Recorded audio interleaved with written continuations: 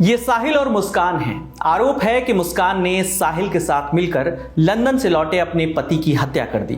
पूरे देश को झकझोर देने वाली इस वारदात को लेकर दहला देने वाले खुलासे हो रहे हैं, उन पर भी बात करेंगे। लेकिन उससे पहले हत्या और वध का अंतर समझ लेते हैं। किसी कथित आरोप के लिए किसी की हत्या करना बिना उचित कानूनी ट्रायल के वध कहलाता है।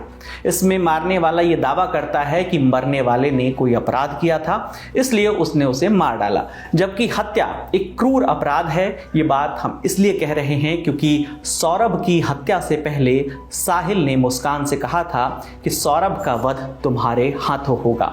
इसके बाद मुस्कान ने चाकू पकड़ा और साहिल ने मुस्कान का हाथ पकड़ते हुए सौरभ के सीने पर चाकू घोंप दिया। इसके बाद दोनों ने मिलकर सौरभ की लाश के 3 टुकड़े किए, सर धड़ से अलग किया, दोनों हाथों की हथेली काटी, फिर डेड बॉडी को उसका जो एक हिस्सा था उसे बैग में डालकर बेड के नीचे रख दिया। इसके बाद साहिल अपने घर चला गया, लेकिन जाते जाते उसने जो किया उसे सुनकर आपके रोंगटे खड़े हो जाएंगे, क्योंकि साहिल अपने घर अकेले नहीं गया था। वो अपने साथ सौरभ का कटा हुआ सर और उसकी दोनों हथेलियां लेकर गया था। इसके कुछ देर बाद मुस्कान भी साहिल के घर पहुंच गई।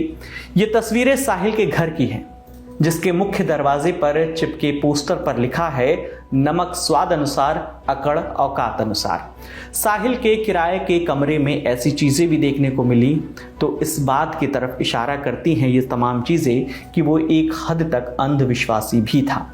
आज तक संवाददाता हिमांशु मिश्रा की रिपोर्ट के मुताबिक पुलिस की तफ्तीश में भी अंधविश्वास वाला एंगल जुड़ गया है। ये तस्वीर देखिए और इस तस्वीर के ऊपर बनी वो उन चित्रों को देखिए जो उसने वहां पर बनाया हुआ है। किस तरीके की सोच थी, क्या अंधविश्वासी सोच थी? ये पुलिस की जांच में ये एंगल भी है, क्योंकि इन तस्वीरों को देख करके अंदाजा लगाया जा सकता है। आज तक से जुड़े उस्मान चौधरी बताते हैं कि साहिल शुक्ला की मां नहीं थी, लेकिन उसने अपनी मां के नाम पर स्नैपचैट पर एक अकाउंट खोल रखा था। उसे लगता था कि उसकी दिवंगत मां उससे बात करती है, और इसी अंधविश्वास के चक्कर में वो मुस्कान से ये भी कहता था कि सौरभ का वध वही करेगी। साहिल मेरठ में जिस घर में किराए पर रहता था उस घर में उसकी नानी भी रहती हैं। उन्होंने मीडिया से बताया कि उनकी बेटी यानी साहिल की मां का देहांत 18 साल पहले हो गया था। उन्होंने ये भी बताया कि साहिल नशा करता था, लेकिन उसने आज तक किसी लड़की से उन्हें नहीं मिलाया। उसने कभी किसी लड़की के बारे में तुम्हें बताया? ना, वो तो किसी से कुछ कह सकता था अपने मन के।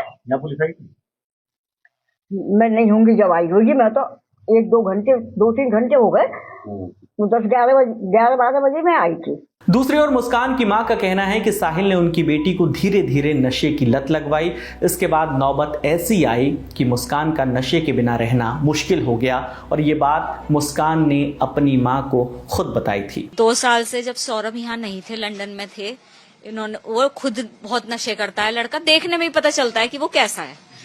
उसने इसे पहले धीरे धीरे दिए हैं नशे। हमें भी फील होता था कि एक बच्चे का 2 साल में इतना वेट कम कैसे हो गया। तो हमारे दिमाग में ये, मैं सौरभ से कहती, मैं सौरभ तुम्हारे याद में ये इसने 10 किलो वेट कम कर लिया है। तो कह रहा हाँ, उन्हें भी यही लगा कि ये मेरे वजह से हो रही है, लेकिन वो नशे कर रही थी। नशे किस तरीके के? कभी कोई बात? इंजेक्शन अब बताए उनने कल हमें, भर के कल उनने हमें बताया था जाते समय। मैंने कहा बेटा तूने ये काम कैसे कर दिया, तू उंगली तो काट नहीं सकती, ऐसे कैसे कर दिया बाबू तूने? तो बताया मम्मी मैंने नशे के बिना नहीं रह सकती। सौरभ उन्होंने मुझे बताया, उसने साहिल ने मुझे बताया कि अब तुम नशे नहीं कर सकती, सौरभ आ गए हैं। अब मुस्कान के माता पिता का कहना है कि उनकी बेटी ने जो किया है वो उसे माफ नहीं करेंगे और ना ही ये माफी के लायक है। मुस्कान के माता पिता उसके लिए फांसी की मांग कर रहे हैं। आज तक एक रिपोर्ट के मुताबिक मुस्कान अपने पति सौरभ का कत्ल तो करना चाहती थी, लेकिन वो साहिल से शादी नहीं करना चाहती थी।